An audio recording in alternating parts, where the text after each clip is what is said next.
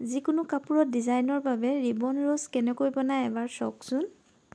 নমস্কাৰ সকলোকে। আৰু মই আজি এনেকুৱা ৰিবনেৰে গোলাপ ফুল বনাই আছিলোঁ আৰু ভাবিলোঁ আপোনালোকলৈও কেনেকৈ বনালোঁ অকণমান ভিডিঅ' কৰি দেখাওঁ বুলি। এইটো ৰিবনেৰে বনাইছোঁ আৰু এনেকৈ বনাই লৈ পিনি কাপোৰত ডাইৰেক্ট আপোনালোকে চিলাই বা আঠা লগাই এনেকৈ লগাই দিব পাৰে।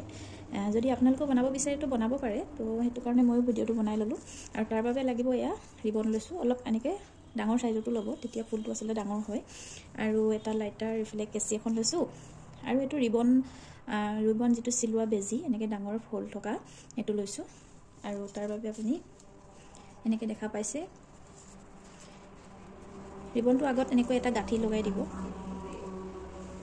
গাঁঠি দিয়াৰ পাছত এনেকৈ ৰিবনটো আপোনালোকে ভাঁজ কৰি কৰি দেখা পাইছে নিশ্চয়। মই 4টা ভাঁজ দিম, বেছি 5-6টামান দিলেও একো দিগদাৰ নাই, পিছে ফুলটো ডাঙৰ হ'ব। কিন্তু মই 4টা ভাঁজে আচলতে জোখৰ নিচিনাই লাগে, মই সেইকাৰণে 4টা ভাঁজ দিলোঁ আৰু কাটি ল'লোঁ ৰিবনটো। কাটাৰ পিছত গুৰিটো এনেকৈ লাইটাৰ দিকে জ্বলাই দিছোঁ যাতে ৰিবনটো খোল খাই নাযায়।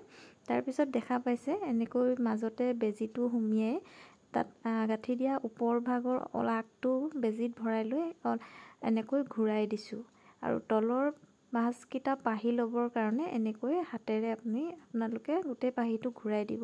তো ধুনীয়াকৈ এটা ৰ'জ বনি যাব। আৰু পিছফালে আগটো উলিয়াই এইটো এনেকৈ জ্বলাইকৈ আপোনালোকে এনেকৈ লগাই দিব আৰু এইটো কেতিয়াও খোল খাই নাযায়। আৰু এইটো দেখা পাইছে একদম এটা ধুনীয়া ৰ'জ হৈ গৈছে আৰু একেবাৰে সহজ বনাবলৈ।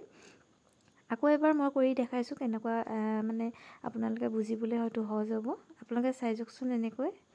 আৰু এনেকুৱা ভিডিঅ' কিছুমান পাই থাকিবৰ কাৰণে মোৰ পেজটো যদি এতিয়ালৈকে আপোনালোকে ফ'ল' কৰা নাই, ফ'ল' কৰি ল'ব। মই এনেকুৱা ভিডিঅ'তকৈ আৰু বেলেগ ভিডিঅ' আনিবলৈ চেষ্টা কৰিম। আশা কৰোঁ ভিডিঅ'বোৰ চাই আপোনালোকে ভাল পাব। আৰু ইয়াৰ নেক্সট ভিডিঅ'ত মই এই ফুলখিনিৰে এযোৰ কাপোৰত ডিজাইন কৰি কাপোৰযোৰ বনাম আৰু সেইযোৰ কাপোৰ কেনেকৈ বনাম, কেনেকৈ ডিজাইন দিম আপোনালোকৰ আগত দেখাম বাৰু। আপোনালোকেও এনেকুৱা ফুল বনাই কাপোৰত ডিজাইন দি বনাই চাব পাৰে।